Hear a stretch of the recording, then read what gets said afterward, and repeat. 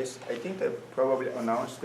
So our final exam schedule is definitely based on the the schedule by the registrar officer. Maybe Monday or the Wednesday, either Monday or Wednesday morning. It's our exam. I will check again, then let you know. Okay, there will not be the changing the schedule. I'm not going to change the final exam schedule. If that is conflict with the other class, probably the other class should change because the registrar is assigned the final exam schedule that will not be conflict with any other classes. So last weekend, I attended the conference, which is not the fully academic conference. It's half networking, half the academic, it's a research.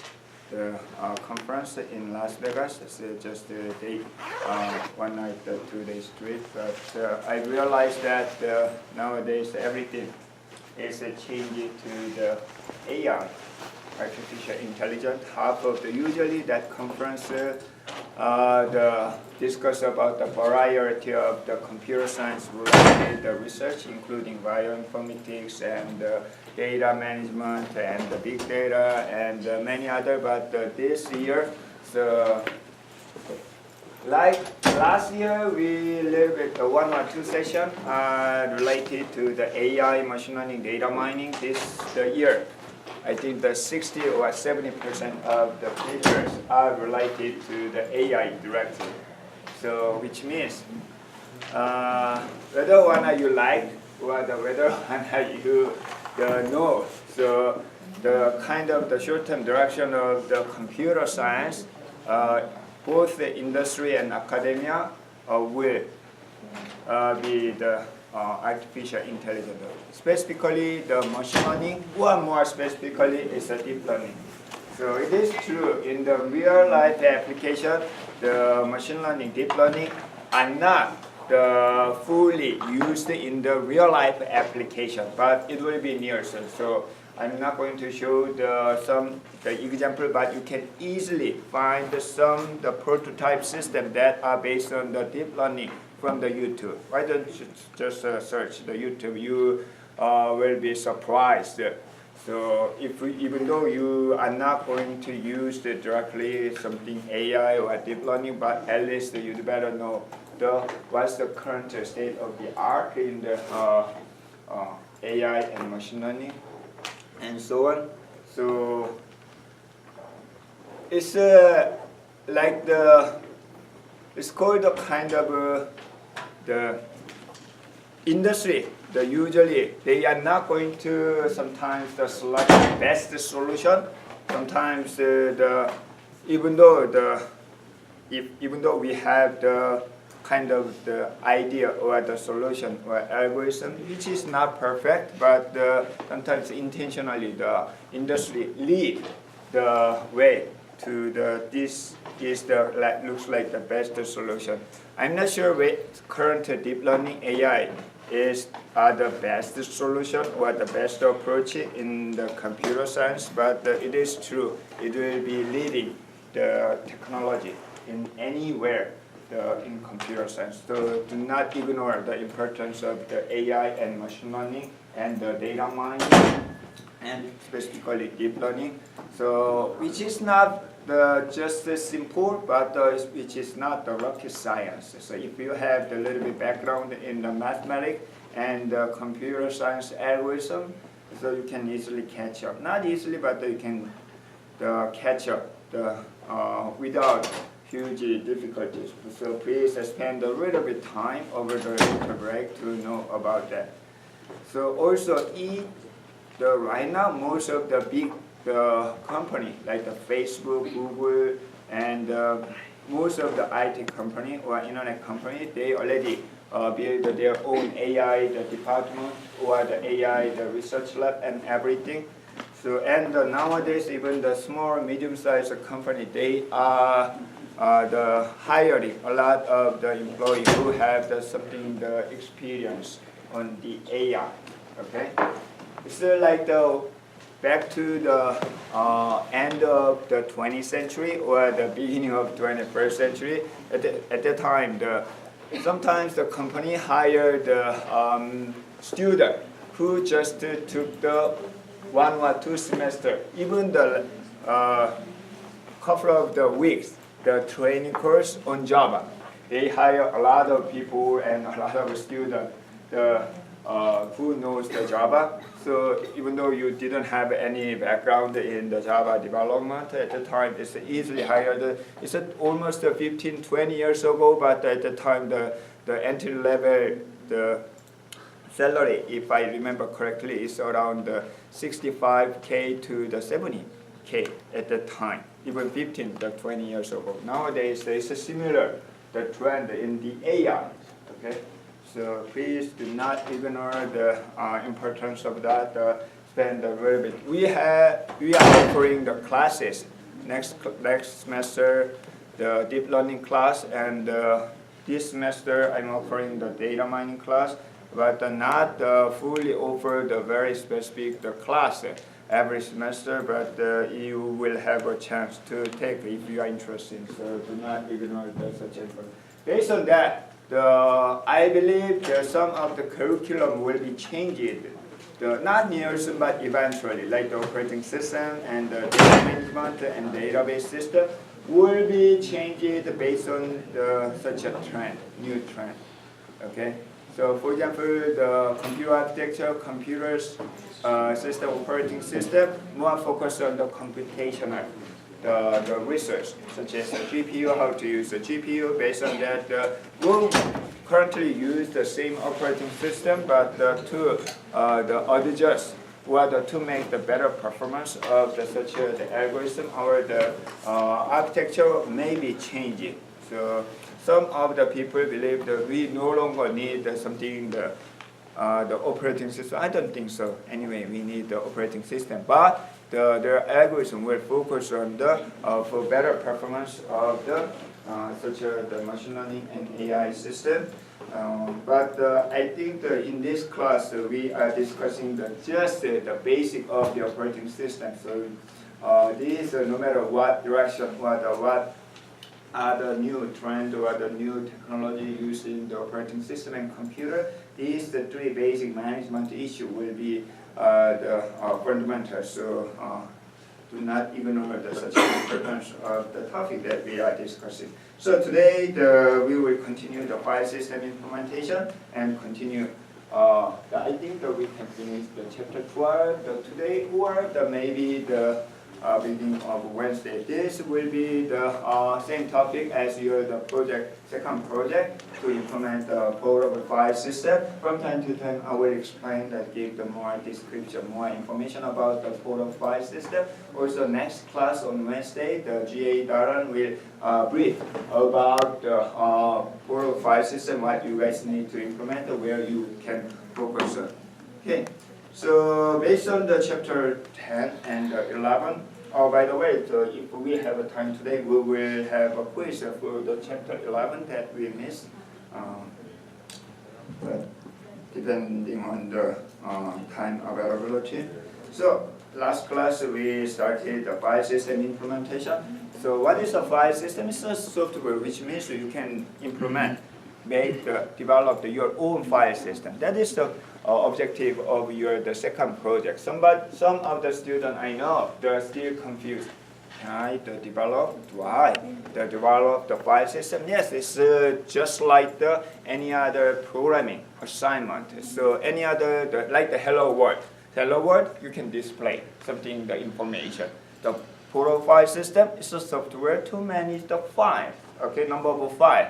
Okay, so how to manage the file? That is the main job, main objective of the portable file system. You need to decide how to manage how to keep, how to delete, how to list, and so on. So that is the main objective of functionality of the portable file system. So I'm not going to evaluate very specifically very specific of the portable file system. Like this is not the program language contest. Instead, I'd like to see how you design the portal file system and what is your data structure, what the approach, what algorithm that you are using in your portal file system. That is the more important. Okay. So if you do not understand what you are doing, definitely you cannot implement. So don't worry about don't spend a lot of time to design the fancy, nice interface like a graphical user interface. You don't have to do that.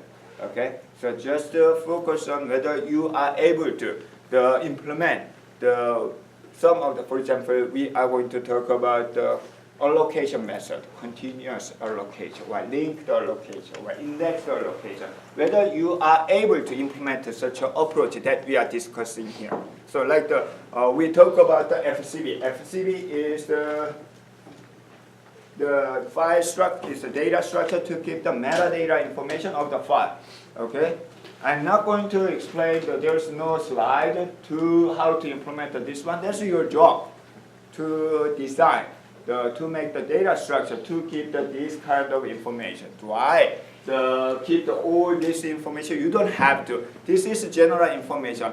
So you need to design your own FCB that fit to the requirement of the portal file system. Portal file system, we don't worry about the ACL. For example, you don't have to keep such information. However, you need to know what is the date created or the uploaded, because we are using the existing file system like NTFS or the UFS or ext236, the base file system to the portal file system, and the file size and how many blocks and what is the pointer of your location of the file, something like that. You need to design. There is no general information given.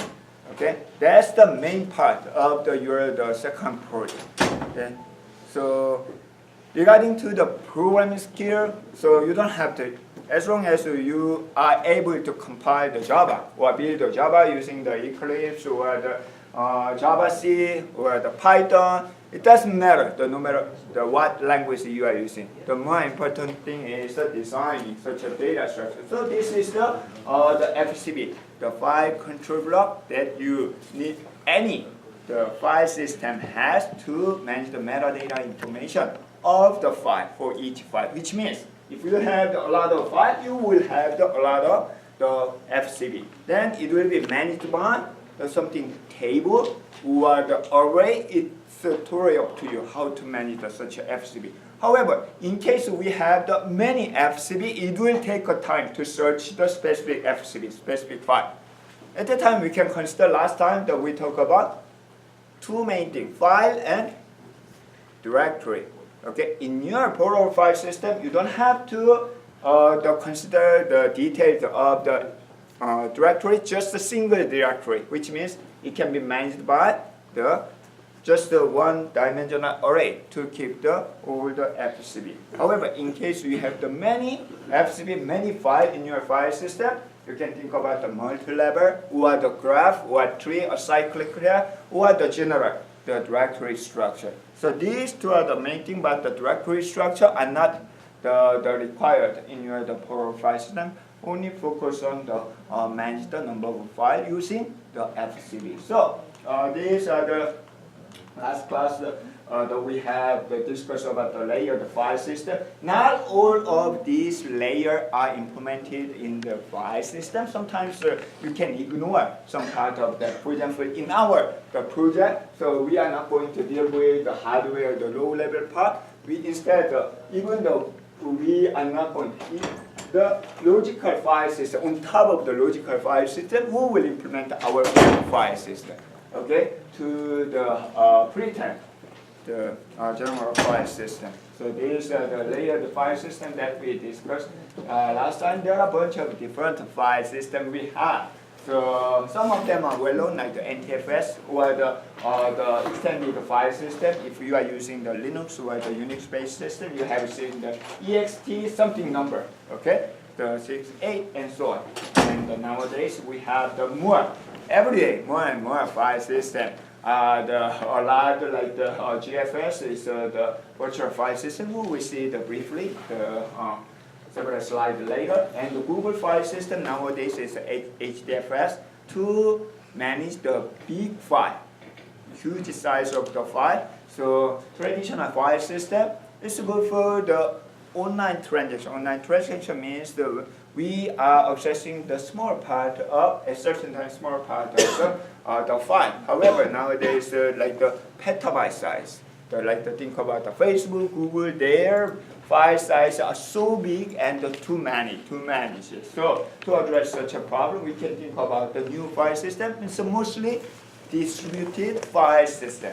So instead of using one big computer server, so we will distribute such a computing power, and it's called a cluster system. So this is not only a problem of the size of the file system, but anyway, the file will be accessed and the processed by each computer, CPU and the memory. CPU and the memory.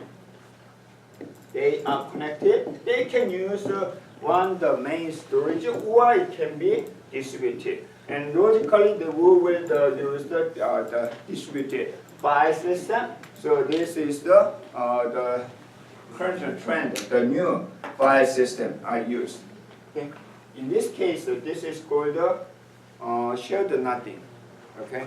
They are not sharing. Some of the distributed system, they share the memory. However, if you share what is the difference between the sharing memory, not sharing memory?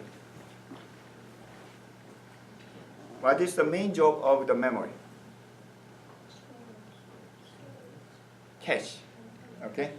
So when you access for example, program executable file. When you execute a file, should be loaded into the memory. That is a process. That's what we learned the first half of the semester. Okay? Then it will be accessed by the CPU. Then from time to time, the CPU change the data, access the data. They are in the cache, the memory area.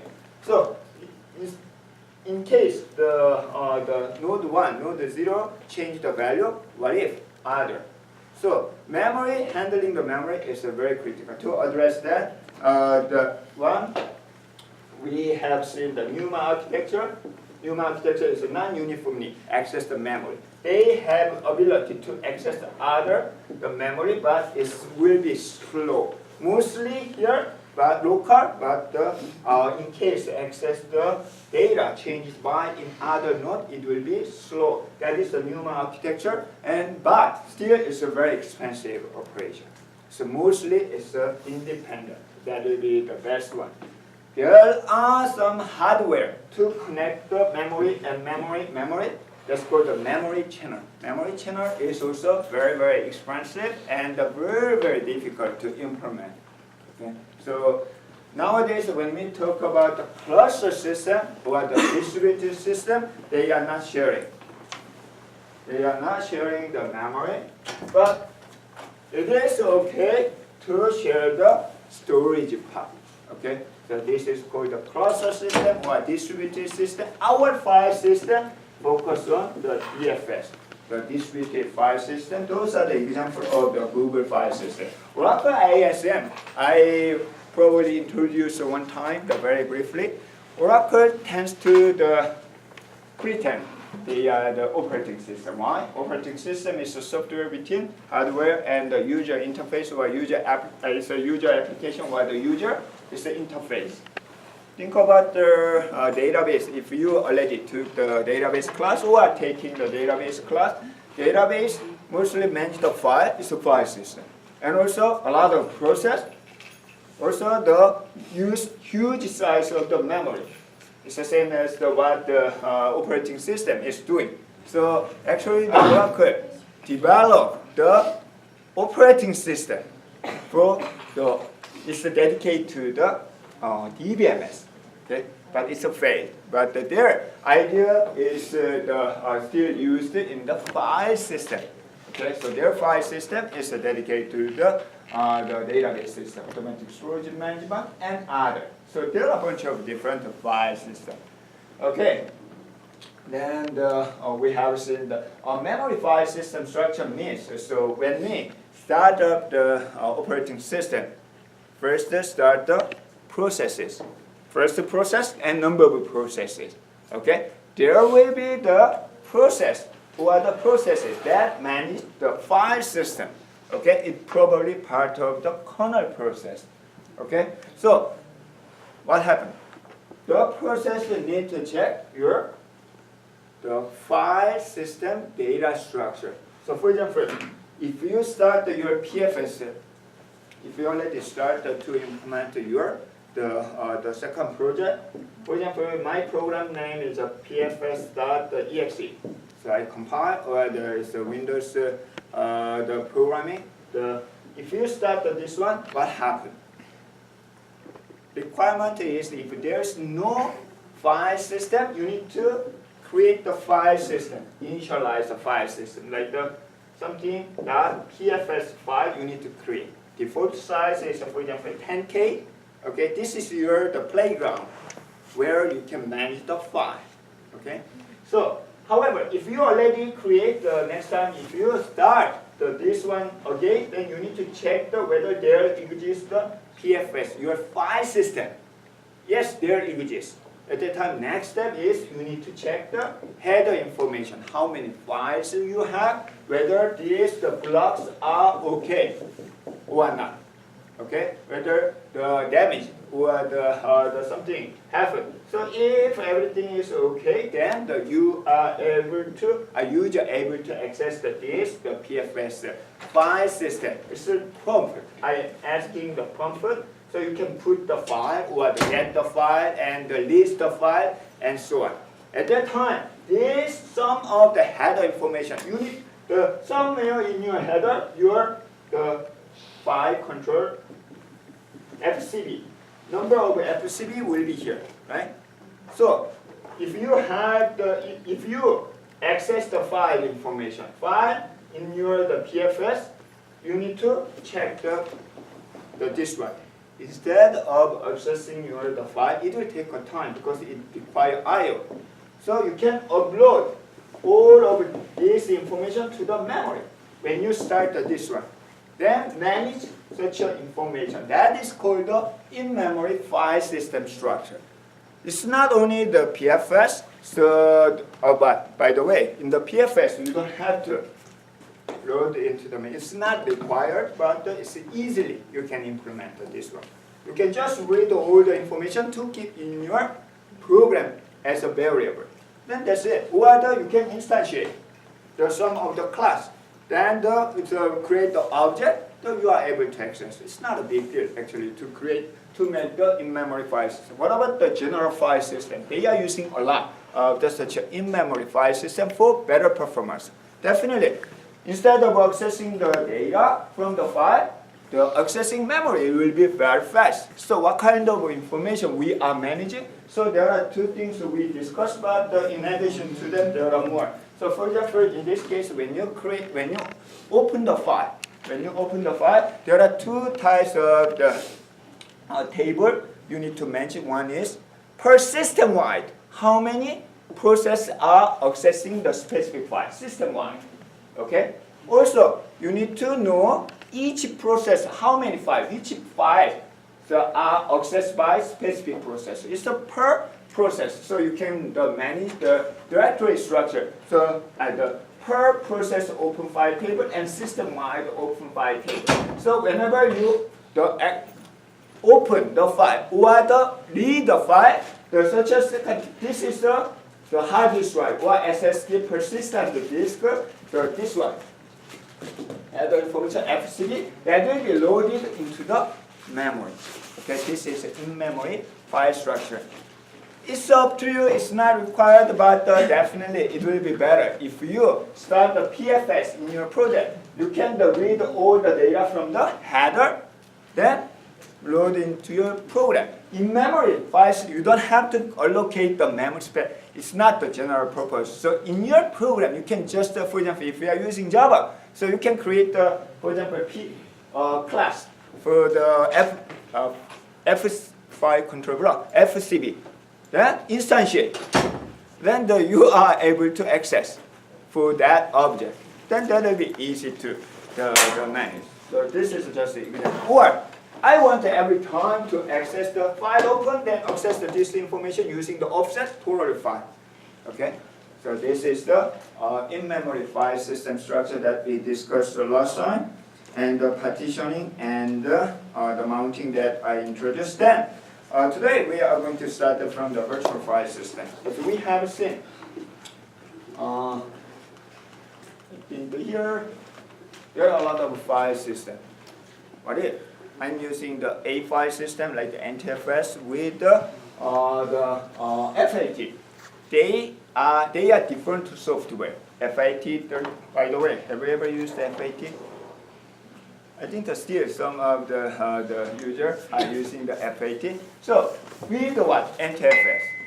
So are they the same, the program software? No, it's a different file system. So how can you access the file from, you can copy the file from FAT32 to the NTFS, or vice versa. Or you can even make the link between them. So how can we do that? So to address such an issue, when we are using the multiple different heterogeneous file system, but the user does not know which one is which and how to access this one. So we are going to make the kind of the virtual file system. Virtual file system is not the real file system. It provides the interface among the different files, which means if the virtual file system provides kind of standard to open the file or the open file and close the file, access file. So there the virtual file system provides the standard interface. Then each file system follow the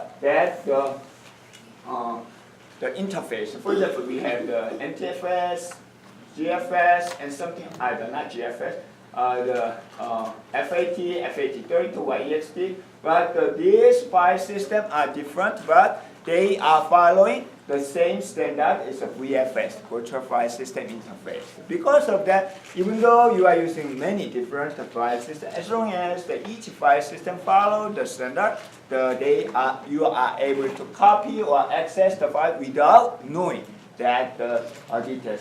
For example, what kind of the interface?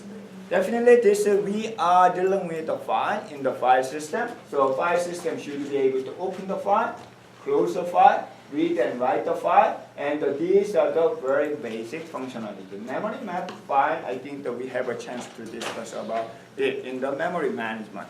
So idea is, when you read the file, where it goes first? Directly to definitely CPU, the instruction in the CPU asks you to read the file. Okay? It starts from the instruction. However, what happened during the I/O? Can CPU do any other job? No, it should wait. Because of that, we learned that during the CPU, the process management, the process state will be changed to the I/O wait. It's a wait state. Then the dispatcher CPU scheduler will select another one. Then the process in the I/O state, I/O wait, will be waiting for the response of the I/O controller. Once the I/O controller reads the data and the inform to the operating system by interrupting, then where it goes, where the data that are requested by the CPU will go to after the interrupt. Directly the CPU, instead it will be loaded into the memory also. So at that time, if we actually the memory address for each file, we can speed up. So we will see such an idea is called the memory map of file. Actually, it's not the real file, but the memory address is assigned to the specific file to speed up. We will see. So anyway, so this kind of functionality will be implemented in the virtual file system as an interface. Then if you develop the new file system, you can just, for example, PFS, as long as you can follow the interface, it will be accessed by any other file system. Then the next one is the directory. Directory means another data structure to manage a number of files. Okay, so idea is simple. So we can manage the what? FCB. So instead of accessing the each and every file, so we have metadata information structured by the FCB, file control block. Because of that, I mentioned many times, so you need to design your FCB first. Okay, so for the FCB, the directory need to manage a number of the FCB. So depending on how to manage, so there are different ways. One of the simplest way is linear the list. You can just linear array. You can create a one-dimensional array. So for example, if you have the one exe, one txt, two txt, three txt, and four txt, you have the 4 files in your PFA. Somewhere in your file system, you need to manage the FCB of the one, FCB 2, FCB 3, FCB 4 for each file. Then this should be managed in your file system. So how can we manage? For example, just a one-dimensional array you can create and keep the FCB information as a linear. That is a linear list. That is the directory structure. Okay, one-dimensional, one-level directory. Even though you do not implement the directory separately, actually that is the directory. Okay, so it's a very simplest way of the directory. So I do not mention implement the specific directory structure. Eventually, you will use such a linear list. It's the easiest way. You can just create the one-dimensional array, or if you want to, you can create some different class and then store it in your file system. So, however, when you have the number of the files, which means the many FCB, it will take a longer time, right?